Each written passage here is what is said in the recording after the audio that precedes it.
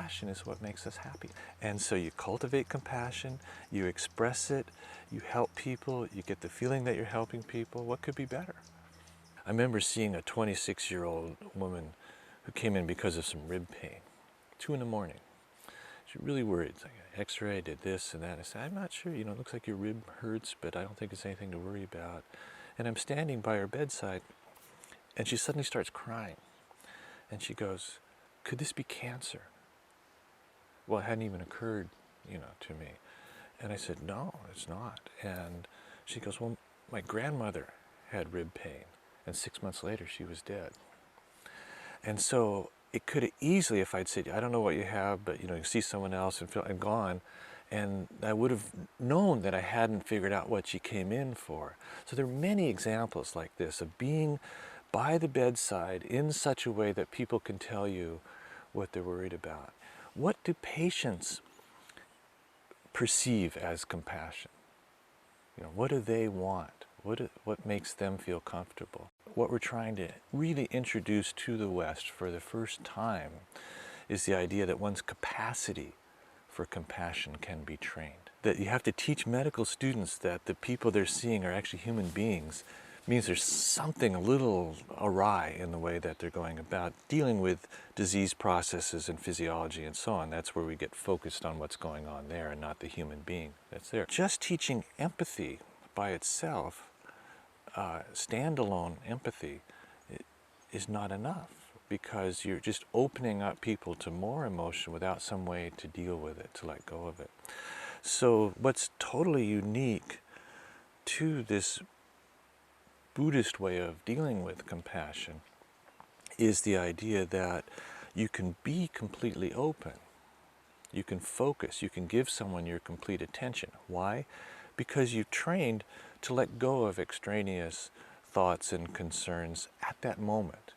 So when we meditate, what are we trying to do? We're not trying to just go unconscious or bliss out or something. We're trying to see how our thoughts arise, how we're distracted, how we can let go of thoughts at that moment, good thoughts or bad thoughts, and not just follow them. Our mind is just constantly chasing after whatever thoughts arise. How do we feel? I don't know. I'll wait and see.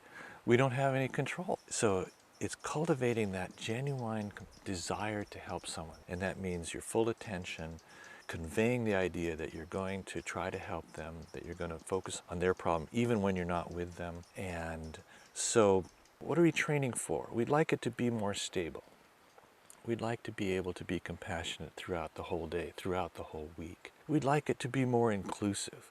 There's certain people that if they're really nice, really appreciate us and so on, we can really give compassion. The ones who are angry, difficult, self-destructive, what we call non-compliant, then we feel like it's not worth our effort. But those people are suffering.